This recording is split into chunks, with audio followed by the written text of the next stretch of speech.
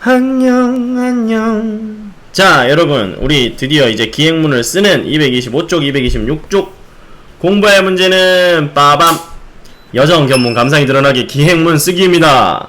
이제 여러분이 실제로 기행문을 써야 해요. 그런데 교과서에서 기행문 쓰면 뭐가 좋은지 한번 알아봤고, 그리고 기행문의 특성 알아본 다음에 갑자기 여러분에게 기행문을 쓰라고 하면 여러분은 기행문을 쓸 수가 없어요. 왜?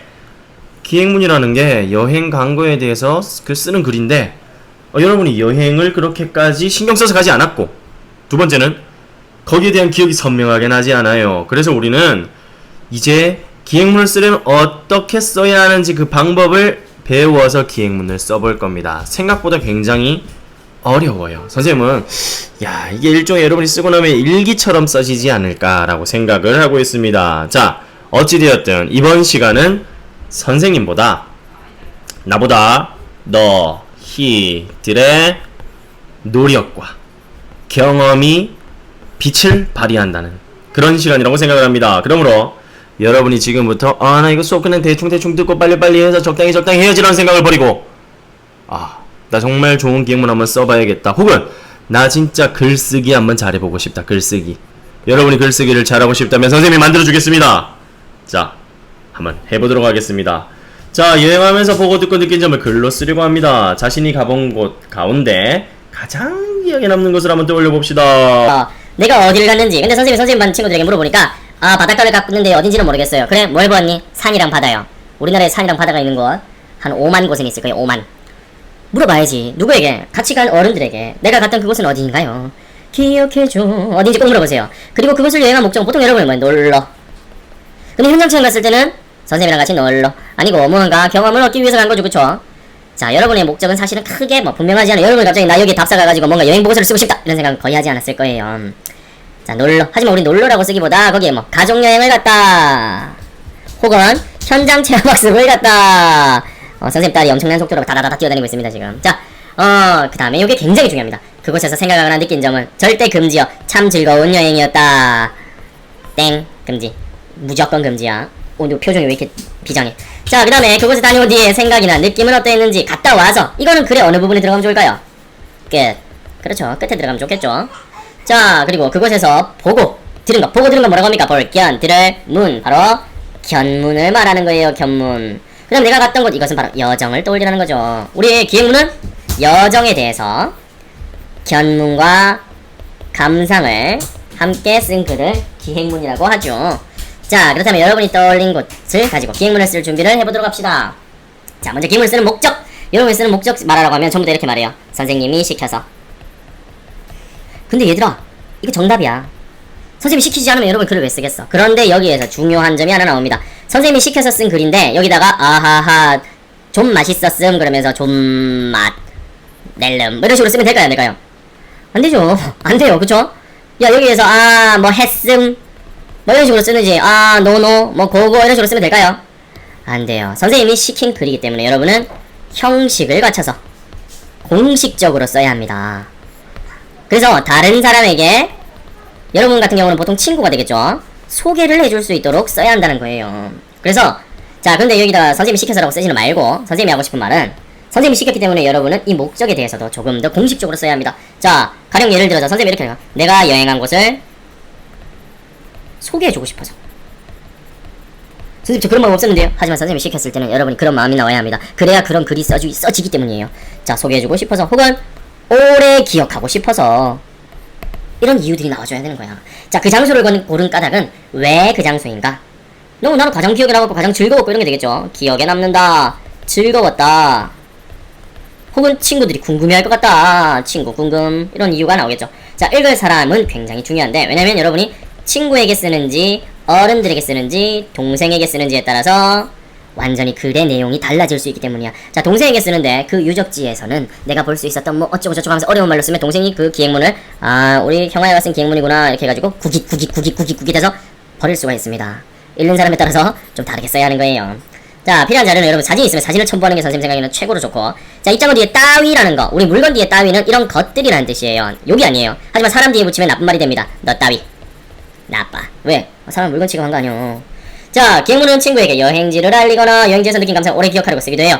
여행하면서 찍은 사진이나 입장권, 쪽지 이런 게 있으면 더 생생히 따위 너 따위 그런 말 쓰면 안 됩니다. 자, 그러면 이제 3번으로 넘어가 봅시다. 자, 기행문의 짜임을 생각하면 여정, 견문, 감상으로 나누어 봅시다 라고 되어 있는데, 자, 짠 이렇게 보면 글의 처음 부분과 가운데 부분과 끝 부분으로 나누었어요. 우리 이런 거 전에 쓰기 할 때 배웠다. 처음, 가운데, 끝. 자, 그러면 여러분은 처음, 가운데, 끝 중에 여러분의 견문 혹은 생각 이런 것들 최대한 많은 내용을 어디에다가 많이 넣겠습니까? 1번 처음, 2번 가운데, 3번 끝. 정답 가운데 넣어야죠. 여러분, 본론부터 말할게. 이게 본론이에요. 본론. 이게 정말 중요한 얘기라고요. 사실 처음, 끝은 글을 시작하는 것과 마무리하는 것 정도의 그런 목적밖에 없어요. 우리가 제일 중요한 건 가운데예요. 가운데. 그러므로 여러분의 여정은 여기 가운데에 들어가줘야 합니다. 슥싹 지우고 이제 난 좀 깔끔하게 살기로 했어. 여기에 내용을 넣을 건데 여러분 어느 여행지를 쓸 건가요? 선생님이 그때 갔었던 저번에 소개해줬던 여행지 중 제주도 감수강 제주도에 대해서 만약에 쓴다고 합시다. 그러면 자, 처음 부분에는 어떤 여행한 까닭이나 목적을 쓰래요. 나는 여기에 왜 갔다, 여기에 언제 갔다 이런 것도 좋아요. 그 다음에 여행 떠나기 전에 설렘, 떠날 때의 날씨, 교통, 도착할 때까지 걸린 시간, 여행 일정 이런 것들을 추가해 줄 수 있다는 거야. 추가 토핑처럼. 근데 여기 이렇게 보통 여러분에게 쓰라고 하면 나는 작년에 제주도에 갔다. 끝이야 끝. 야 이거 좀 자세히 써야지. 작년 언제? 여름에. 왜 갔어? 가족여행으로. 아이고 여기 추가되면 안 되지. 지우. 가족여행으로. 자, 그러면 나는 작년 여름에 가족여행으로 제주도에 갔다. 여기까지만 써도 사실 합격점인데, 야, 기대와 설렘, 날씨와 교통편 이런 것들이 다 들어가면 더 좋다라는 거야. 와. 자, 제주도는 늘 가슴을 두근거리게 한다. 선생님 왜 이렇게 글씨 못 쓰세요? 라고 하면 너희가 길다, 지겹다 이렇게 해서 그냥 빨리 쓰는 것뿐이야. 나 엄청 잘 쓴다고. 자, 제주도는 늘 가슴을 두근거리게 한다. 이번에는 특히 배를 타고 가서 더 가슴이 뛰었다. 이렇게만 써줘도 여러분 담임 선생님들이 여러분이 쓴 이 글을 보고 뭐야? 왜 이렇게 잘 써? 이렇게 된다고. 여기에 추가해주는 여러분 음료 뭐 먹을 때도 토핑 집어넣으면 더 맛있잖아요. 이게 그런 용도가, 그런 목적이 혹은 그런 효과가 있다는 거예요. 근데 선생님 지금 여기 이렇게 내용을 이렇게 딱딱딱 문단을 나눠서 썼는데 여러분 문단 구분 잘해야 합니다. 이게 지금 처음이라면 얘들은 한 문단 안에 딱 들어가는 게 좋아요. 선생님 문단이 뭔가요? 너랑은 얘기하고 싶지가 않아. 자, 그 다음에 가운데 이제 여정과 견문과 감상이 다 들어가네요. 여정, 견문, 감상. 근데 이걸 쓸 때 선생님은 여러분 이 뒤에 이만큼의 글을 써야 한다. 써야 해요. 그러면 여러분이 이러한 것을 한번 생각해봤으면 좋겠어요. 나와라 뚝딱 짜잔. 저거 말고 이거. 자, 여기 한번 봅시다. 순서에 따라 여정 정리하기 위해서 시간 순서 지도 만들기라는 게 있어요. 여러분이 여행지 한 곳을 간다 해도 거기에서 여정이 한 개는 아니에요. 처음에 어디 갔다가 두 번째 어디 갔다가 세 번째 어디 갔다가 그 다음 마지막으로 어디를 갔다. 그러면 그것을 시간 순서에 따라서 정리를 해보는 게 좋아요. 야, 기행문은 철저히 내가 이동한 곳에 따라서 써줘야 돼. 여정 봐봐. 여정 슝, 그 다음에 여정 슝, 그 다음 여정 슝 이런 식으로 간 다음에 여기에 대해서 견문과 감상, 견문과 감상, 다시 견, 감, 이게 기행문이란 말이야. 근데 이게 흘러가는 여정의 순서는 당연히 시간, 타임, 시간의 순서대로 흘러가야 되겠죠. 시간 거꾸로 가가지고 뭐 나의 시간을 거꾸로 이렇게 하면 안 돼. 이렇게 가야 된다고요. 자, 그래서 여러분도 지금 학습장을 꺼내서 선생님처럼 요렇게 하나 만들어 보세요. 진짜요? 그래. 레알로? 그래. 자, 그래서 첫 번째 여정 어디를 갔다? 선생님 같은 경우는 첫 번째 이호태우 해수욕장에 갔던 거. 그때 견문 와 뭐를 보았는데, 야 이런 돛담배도 보았고, 왁 서핑하는 사람들도 보았고, 햇님도 보았고, 와 파도 철썩철썩 이것도 보았다. 와 이때 나의 마음 진짜 멋지더라. 나 여기 살고 싶더라. 뭐 어쩌고 저쩌고 이런 마음 다 드러나게. 두 번째는 용두암을 보았다. 용두암 봤더니 와 어쩌고 용두암 어쩌고 저쩌고라고 한다. 그걸 보니까 가슴이 뻥 뚫리는 것 같고 진짜 멋있었다. 세 번째는 성산 일출봉을 갔다. 성산 일출봉은 벌써 찍고 있으니까 잠깐 저리 가죠. 자, 견문이 어쩌고 저쩌고 감상해. 네 번째는 요렇게 정리를 해야 합니다. 알겠죠? 자, 잠깐 너 내려가 줄래 이제? 슝, 너도 내려가 줄래? 빨리 저리 가. 자, 그러면 여러분이 여기에서 여정을 방금 시간 지도에 따라서 좀 자세하게 써놓으세요. 그리고 그때 견문은 자, 본 것, 들은 것, 알게 된 것, 읽은 것, 어떠한 지식적인 거나 혹은 내가 실제로 가서 내 눈으로 하면서 봤던 것들, 쇼킹하고 막 이런 것들이 여기에 쫙 들어가줘야 되는 거예요. 그리고 감상은 당연히 여러분의 느낌이 들어가줘야 합니다. 근데 여러분 이거 할 때 여기에 최대한 좀 많이 적어놓으세요. 더 많이 적고 나중에 글로 옮길 때는 그 중에 일부를 가지고 가는 게 좋습니다. 아, 나 그때 이런 생각했는데 그리고 이때 감상을 쓸 때는요, 작은 따옴표를 써서 와 정말 멋지구나. 멋구나 아니고 멋지구나 이렇게 써주면 엄청 있어 보여. 야, 이 친구 글 좀 쓰는 줄 아는구나 이런 느낌이 든다고. 근데 그냥 와 정말 멋지다고 생각했다, 이거보다 얘가 훨씬 더 축축축 초적 좋아요. 이렇게 되는 겁니다. 자, 그러면 우리 가운데 부분에서는 여러분이 다닌 곳, 나 어디를 다녔어, 보고 들은 것, 생각하거나 느낀 것, 다시 말하면 여정, 견문, 감상을 써주라는 거예요. 그 중에서 인상 깊은 경험이나 이야기, 이동하면서 겪은 일이나 느낌, 새롭게 한 사실, 출발 전에 조사한 여행 자료, 이것도 다 견문이에요. 내가 조사했던 것들 이렇다고 합니다. 다 견문입니다. 자, 요렇게 해서 가운데 부분을 채우고 나면 끝부분으로 가는데, 끝부분은 전체적인 감상, 그리고 더 알고 싶은 점들을 적어주는 것도 좋대요. 자, 끝부분에는 여행 전체, 다시 말하면 결론이야. 나는 이번 여행을 통해서 이런 식으로 어쩌고 우리나라에 대해서 다시 한번 돌아보게 됐고, 제주도에 와서 살고 싶다는 생각이 들었고, 뭐 이렇게 하고 싶다라는 그런 것, 혹은 나 이게 조금 아쉬웠었다, 다음에는 이렇게 해보고 싶다, 나의 각오, 앞으로는 내가 요렇게 저렇게 해야겠다라는 식의 내용이 들어가면 주면 좋습니다. 자, 그러면 기행문을 쓸 때 어떻게 나타내는지 우리가 오늘 방법을 배웠는데 한번 정리를 해봅시다. 자, 먼저 무엇과 무엇이 잘 드러나게, 기행문은 여정입니다. 뭐? 시간과 장소죠. 장소. 빠밤. 그 다음에 무엇을 생생하고 자세하게 풀어쓰고 뭐뭐도 함께 쓴다 이렇게 돼 있어요. 뭐를? 야, 이거 본 것과 들은 것이겠지 뭐. 본 것, 들은 것을. 왜요? 얘가 여정이고 얘가 견문이잖아. 그럼 이건 뭐겠어요? 감상, 생각과 느낌. 자, 기행문 어떻게 쓰는지 다 배웠습니다. 그러면 여러분은 지금 이제부터 여기에 와서 야, 아빠 이거 하기 빨리. 자, 여정, 견문, 감상이 잘 드러나게 글을 쓰고 사진이나 입장권을 붙여봅시다 돼 있는데, 자, 사진 여기 있단. 여기다가 사진 이렇게 붙이기 조금 어려우면 그냥 여러분 핸드폰에 있는 사진을 친구들에게 보여주면서 그 글을 사진 찍어서 올려도 돼요. 자, 우리 이거 나오고 나면 친구들 앞에서 기행문을 발표해봅시다 라고 돼 있어요. 그리고 친구들의 기행문을 보고 야, 여행한 목적이 잘 드러났는지, 여정, 견문, 감상이 잘 드러났는지, 읽을 사람이 우리 수준에 적절한지, 사진이나 그림을 알맞게 넣었는지, 그리고 글이 전체적으로 자연스러운지를 평가하는 거야. 평가. 그러면 여러분이 글을 쓸 때도 당연히 이 내용을 생각을 해야 합니다. 그 친구 이름에 내 이름 적혔는데 좀 더 노력해야 한다. 세모 산 같은 사람이 되지 말라고. 알겠습니까? 자, 그러면 이제 여기다 글을 써볼 겁니다. 적절한 제목을 한 개 탁 붙여서 문단 구분하세요. 자, 시작할 때 한 칸 띄우고 나는 언제 어쩌고 저쩌고 어디에 다녀왔다 다다다. 자, 그 다음에 본론 들어갈 때 또 띄우고 문단 구분 쫙. 선생님 근데 제가 여정을 2개 쓸 거면요. 그럼 여기 한 번 더 띄우고 또 본론 쫙. 그 다음에 마지막 마무리. 선생님 저는 이거 양이 적을 것 같은데요? 이거 부족한데요? 공책에 쓰세요. 공책에. 당연히 이거보다는 더 많이 쓸 수 있어요. 자, 그러면 선생님이 여러분에게 좀 도움이 될 만한 학생 작품 하나를 소개를 해주도록 하겠습니다. 바로 야, 이게 학생 작품 맞나요? 이거 봐봐. 꿈을 찾아 떠나는 여행 미래엔 창작 글감 공모전 수상 작품집이야. 그러니까 이거 초등학생 작품이 맞다라는 거예요. 이만큼을 썼는데요. 읽어보면 별거 아니야. 자, 선생님이랑 같이 한번 읽어볼게요. 한성백제박물관, 한성이면 서울에 있는 거예요. 암사동 유적지를 다녀와서 내가 어디를 갔는지 기행문의 제목에서 나옵니다. 자, 한성백제박물관은 어쩌고 이게 글의 처음 부분이네요. 글의 처음.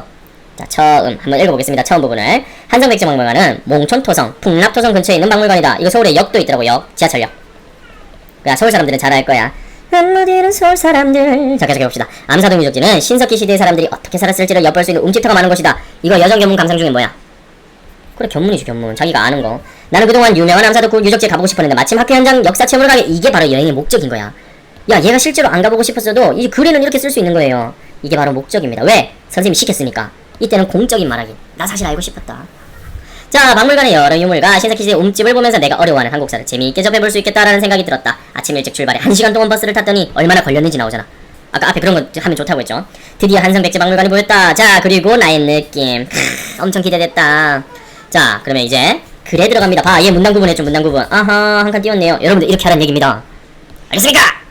자, 한성백제박물관은 백제와 관련 있는 많은 국보와 보물을 비롯한 많은 유물을 보존하고 전시하는 곳이다. 총 3개의 전시실로 구성했고 시대별로 나누었다. 여정, 견문, 감상. 견문. 어쩌고 저쩌고 하단다. 견문. 자, 한성백제박물관은 제일 인상 깊었던 유물은 칠지도이다. 칠지도 이거 7개짜리 한국과 일본은 가까이 있으면서 고대부터 현대까지 역사를 함께 왔는데 고대 백제와 외의 관계를 잘 보여주는 칼이 바로 칠지도다. 어쩌고 저쩌고 주었다고 한다. 이렇게 했는데 이렇게 했다. 견문이죠. 그런데 이 견문에 대해서 깜짝 놀랐다. 웃음이 나온다. 이것이 바로 그렇죠. 감상 부분이 들어가는 거죠. 자, 자기가 여기 한성백제박물관에 간 여정에 대해서 견문이 나오고 감상이 나오고 있는 거예요. 자, 그 다음에 이 친구가 이제 딴 데로 갑니다. 암사동 유적지에 가서 맛있는 점심을 먹었다. 여정이죠. 옮겨졌어. 장소가 옮겨졌어요. 돗자리 위로 계속 개미가 올라가서 힘들었다. 이건 뭐예요? 감상. 있었던 일을 그대로 써주라는 거야. 나 이렇게 맛있었던 적은 처음인 것 같았다. 자, 그 다음에 이제 장소를 이동합니다. 빠밤. 자, 여기 보면 내가 화열 속에 체험을 했다. 나의 여정. 어쩌고, 봐봐. 아까 선생님이 말했던 거. 생각을 이런 식으로 작은 따옴표로 탁 꺼내. 이 활로도 사냥도 할 수 있나? 여러분 근데 쓸 때 이 활로가 사냥도 할 수 있다라는 것이 신기했다. 그냥 이렇게 쓴 것보다 이렇게 따옴표 쓰면 좋다라는 거예요. 집에 가면 오빠랑 시합을 해봐. 이 학생이 여학생이라는 것을 알 수 있네요. 자, 화열 속에 체험을 한 뒤 암사동 유적지를 둘러보았다. 여정. 암사동 유적지로 이제 갑니다. 해설사 선생님의 설명을 들었다. 떠올렸다. 직접 보았다는 거. 견문. 또 본 것을 막 이렇게 들어가요. 그리고 마지막에 이제 여기에 자기 거 다 쓰고 나면 여기 또 문단 구분 한번 들어가죠. 그러면 이 부분이 뭘까요? 처음 가운데 끝 중에 끝부분에는 자기의 생각, 느낌, 이 전체적으로 봐봐. 사라진 백제가 아니라 살아 숨쉬는 백제를 느낄 수 있었다. 그렇죠? 그 다음에 뭐 더 찾아봐야겠다는 마음이 생겼다. 각오. 앞으로 가족과 함께 이런 것을 더 많이 봐야겠다. 야, 우리가 아까 배웠던 그것에 딱 적합한 기행문 아니야. 이 친구 같은 경우는 여정이 이렇게 되는 거죠. 자, 이렇게 들어가서 한성백제박물관 안에서도 어떠한 견문과 감상. 무슨 글씨가 왜 이러세요? 아이고, 포기야. 자, 그 다음에는 암사동 유적지를 갔잖아. 암사동 유적지로 이동했어. 여기 대해서 견문과 감상. 이렇게 들어간 거지. 이때 문단 구분이 쫙 되어줘야 한다고요. 무슨 말인지 알겠습니까? 자, 이 정도쯤 해줬으면 이제 다 매겨줬어. 여러분은 여기에다가 이제 여러분의 기행문을 쓰도록 하세요. 그리고 선생님이 마찬가지로 여러분이 쓴 거를 사진을 찍어서요. 찰칵 사진. 찰칵. 선생님 사진 어떻게 찍는데요? 그냥 여러분이 공책에 썼는 거를 여러분 지금 보고 있는 핸드폰으로 찰칵 찍어. 그리고 나서 선생님이 또 패들렛 페이지를 하나 열어줄게요. 패들렛이 뭔가요? 야, 너 지난달은 내 거 안 들었구나, 맞지? 거기에 서로 올려보자고.